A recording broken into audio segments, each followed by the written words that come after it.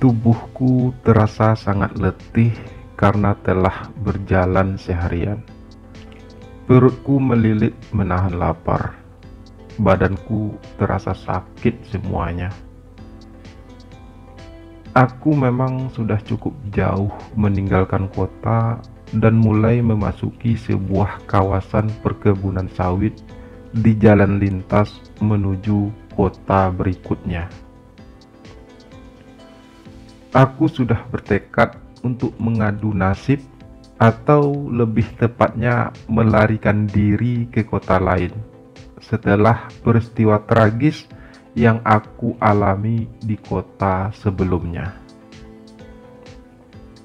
Bagaimanakah perjalananku kali ini? Akankah aku bisa menemukan kebahagiaanku? Ataukah aku akan terjerumus lagi ke dalam lumpur penuh dosa? Lalu bagaimana dengan masa depanku sendiri? Akankah tetap menakutkan seperti hantu sebagaimana yang aku percayai selama ini? Simak kisahku kali ini sampai selesai ya. Dan bagi yang baru bergabung, silahkan simak kisah sebelumnya di channel ini atau bisa langsung klik linknya di deskripsi video ini. Jangan lupa juga bagi yang baru mampir untuk subscribe channel ini dan klik tanda lonceng untuk menyaksikan video-video menarik lainnya di channel ini. Buat seluruh subscriber setia saya, terima kasih atas kesetiaannya. Terima kasih atas segala masukan, saran, dukungan, dan motivasinya selama ini. Terima kasih udah mampir. Terima kasih juga udah subscribe, udah like, udah komen, and udah share. Selamat menikmati dan semoga terhibur. Saya juga ingin mengingatkan kembali untuk segera berlangganan dan bergabung di channel ini untuk mendapatkan berbagai keuntungan istimewa dari kami. Mulai dari layanan video eksklusif dari kami dan mendapatkan nomor WhatsApp kami, serta berbagai fitur menarik lainnya yang kami sediakan khusus untuk pelanggan-pelanggan channel ini. Jadi, jangan lupa bergabung ya. Terima kasih. Untuk berlangganan dan bergabung dengan channel ini, bisa langsung klik tombol gabung di bawah ini atau bisa langsung klik linknya di deskripsi video ini. Salam sayang untuk kalian semua. Muah.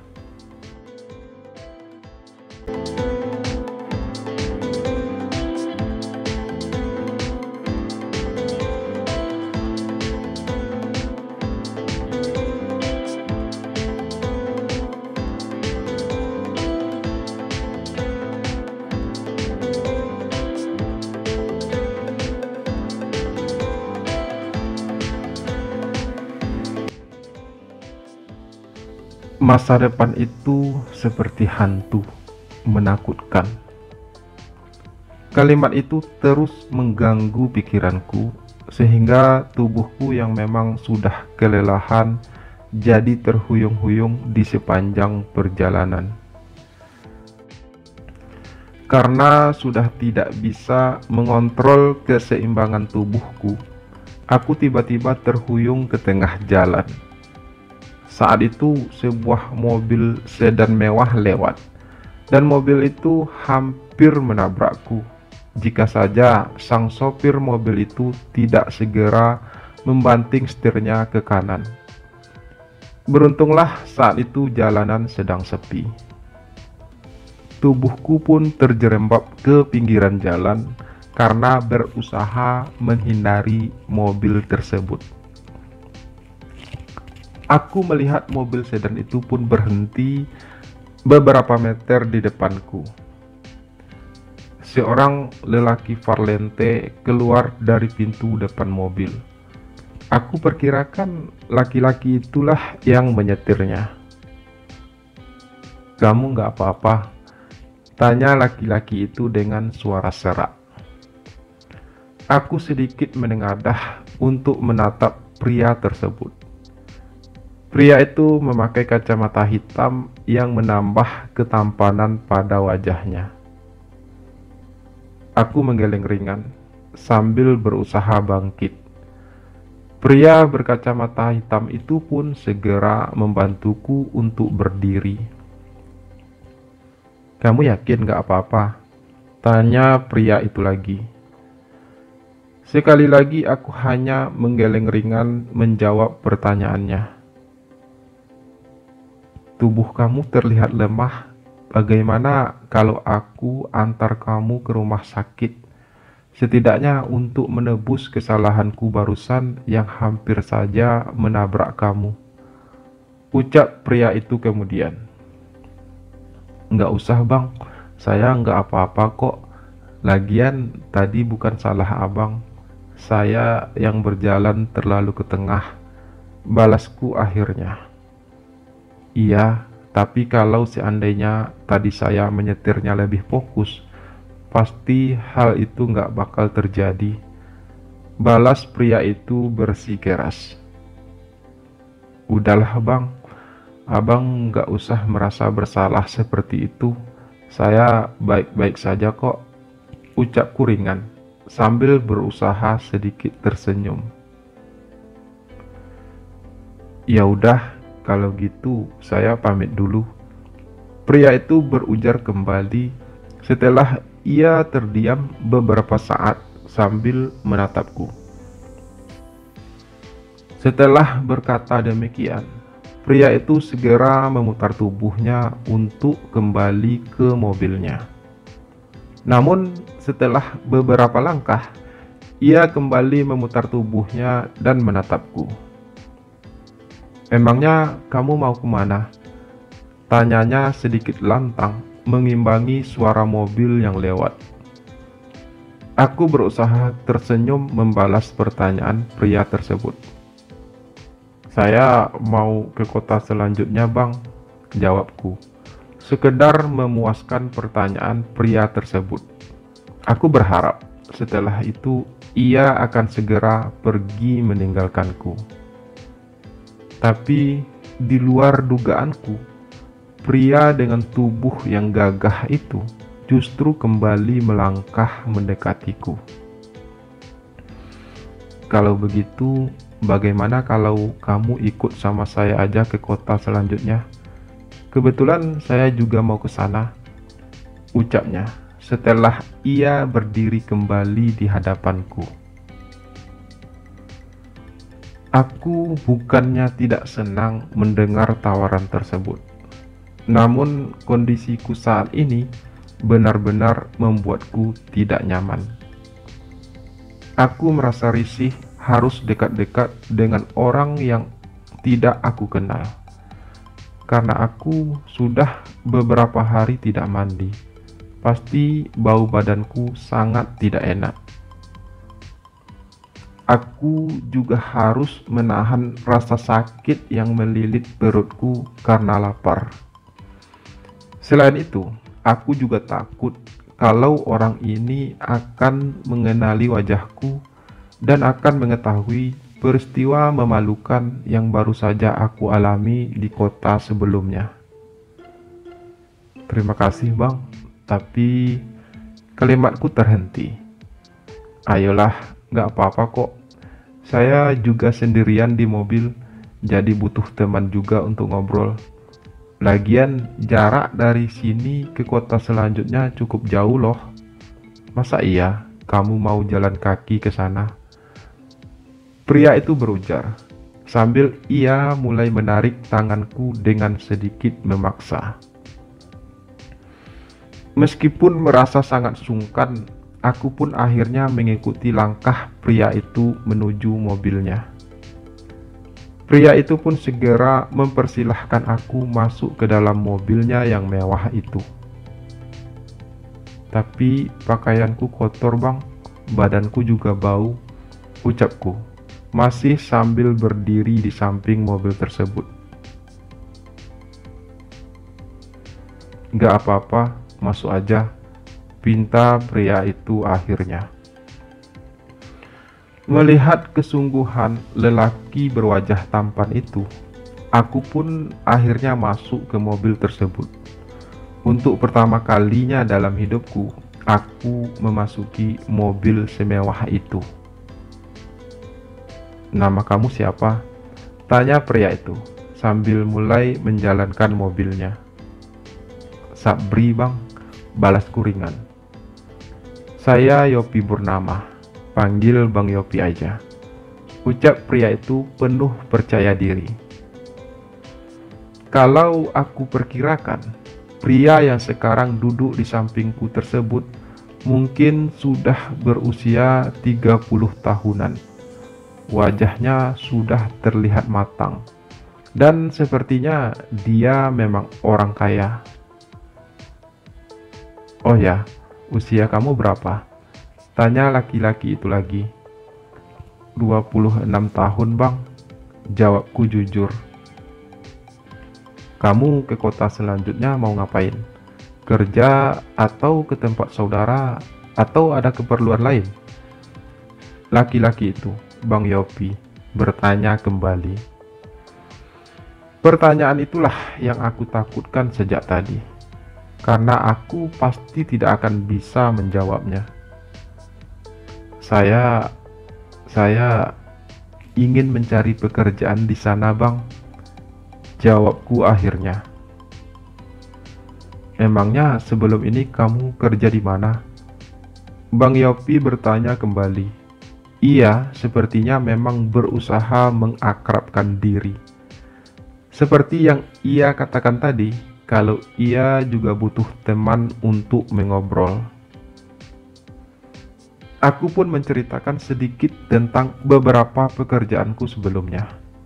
Mulai dari bekerja serabutan di kampung, jadi pelayan di supermarket, menjadi sopir angkot, sampai juga berjualan pisang crispy. Aku tiba-tiba menarik napas mengingat semua itu. Setiap pekerjaan yang pernah aku jalani sebelumnya selalu berakhir dengan kejadian yang tragis. Tapi tentu saja aku tidak menceritakan hal tersebut kepada Bang Yopi yang baru aku kenal itu. "Bang Yopi sendiri kerja apa?" tanyaku, mencoba mengalihkan pembicaraan. "Saya seorang desainer," jawab Bang Yopi singkat dan jelas. Melihat dari penampilan dan mobil mewah yang ia kendarai ini, Bang Yopi pastilah seorang desainer terkenal dengan upah yang sangat mahal. Aku pun tak berani bertanya lebih lanjut lagi. Untuk beberapa saat kami hanya saling terdiam. Sampai tiba-tiba Bang Yopi memutar setirnya menuju sebuah rumah makan. "Kita istirahat makan siang dulu di sini ya," ucapnya, sambil ia mengikuti gerakan tukang parkir rumah makan di luar. Meskipun aku setuju dengan tindakan Bang Yopi, karena perutku memang sudah sangat lapar sejak tadi. Tapi aku menjadi sedikit ragu-ragu untuk turun, karena aku sadar aku tidak punya uang sepeser pun. "Ayo turun," ajak Bang Yopi. "Saya yang traktir kok," lanjutnya melihat keraguan-raguanku. "Atau kamu mau mandi dulu boleh, di belakang ada tas saya. Kamu bisa pakai handuk saya dan juga pakaian yang ada di dalam tas itu," ucap Bang Yopi selanjutnya, yang membuatku semakin merasa tidak enak hati. Aku memang pergi dengan tidak membawa apa-apa kecuali sebuah dompet lusuh yang hanya berisi kartu tanda pengenalku. Semua pakaianku tertinggal di ruko Bang Salman. Dengan sedikit berat, aku pun menerima tawaran Bang Yopi. Aku mengambil sebuah handuk dan sepasang pakaian di dalam tas Bang Yopi tersebut. Lalu aku pun keluar dari mobil dan segera menuju ke belakang rumah makan itu untuk mandi.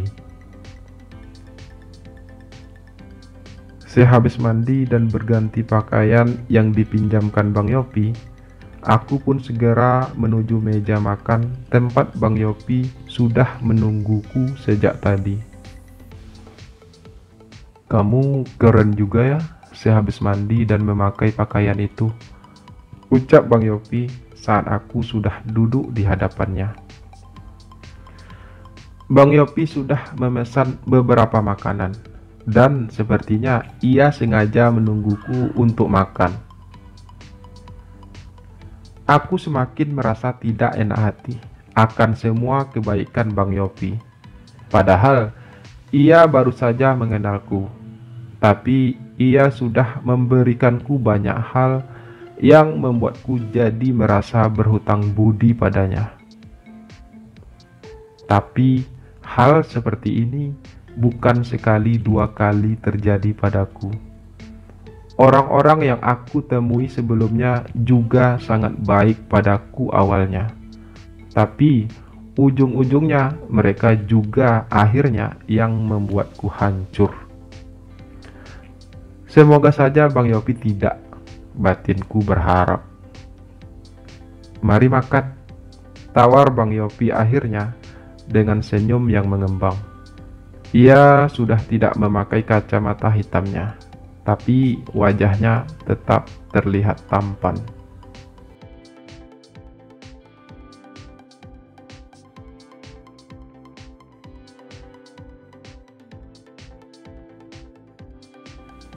"Aku punya penawaran buat kamu," ujar Bang Yopi saat kami sudah berada di jalan kembali.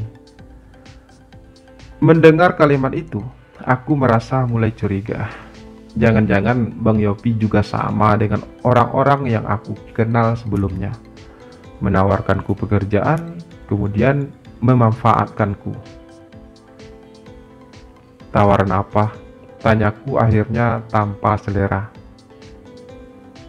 "Kamu mau nggak jadi pacarku?" balas Bang Yopi terdengar to the point, yang membuatku cukup kaget. Meskipun aku sudah menduganya tadi, tapi pernyataan itu aku rasa terlalu cepat. "Bukan pacar sungguhan," Bang Yopi berujar lagi. Aku jadi semakin kaget. "Maksudnya Bang?" tanyaku tanpa sadar. "Saya ingin kamu pura-pura jadi pacarku, semacam pacar bayaran atau pacar sewaan. Nggak lama kok, hanya untuk beberapa minggu aja. Kalau kamu mau, saya akan bayar kamu 10 juta, ucap Bang Yopi menjelaskan. Aku merasa kaget kembali, bukan saja karena mendengar tentang pacar sewaan, tapi juga karena uang yang ia tawarkan juga sangat banyak. Kenapa Bang Yopi harus punya pacar pura-pura ataupun pacar bayaran? Tanyaku. Kali ini aku benar-benar ingin tahu. "Panjang ceritanya, Sap. Tapi kamu kalau bersedia, saya akan ceritakan semuanya dari awal," balas Bang Yopi sambil sesekali ia melirikku. Uang 10 juta bukanlah uang yang sedikit. Lagi pula hanya sekedar menjadi pacar pura-pura. Apa susahnya, ya kan? Ucap hatiku membatin, mempertimbangkan tawaran Bang Yopi tersebut. "Kalau bayarannya sebesar itu, saya mau aja Bang," Aku berucap juga akhirnya setelah berpikir cukup lama. Oke, balas Bang Yopi. Tapi sebelumnya, saya ingin kamu mengetahui beberapa hal. Lanjutnya, saya ingin kamu berpura-pura jadi pacarku hanya di depan satu orang. Dan kamu harus mengaku kalau kamu adalah seorang pengusaha pada orang tersebut. Segala biaya hidup kamu mulai dari sekarang sampai nanti saya menyatakan selesai, saya yang tanggung.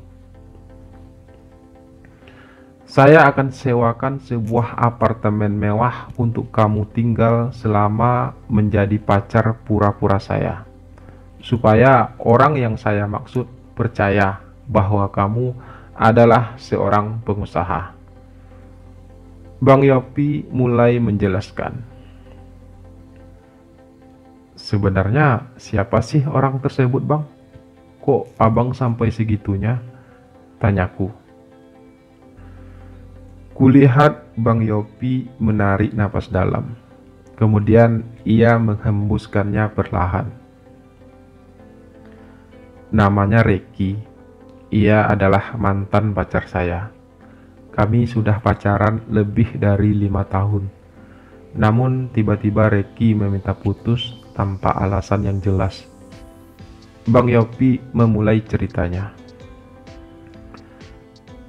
Dan beberapa minggu setelah kami putus, saya memergoki Reki bersama pria lain.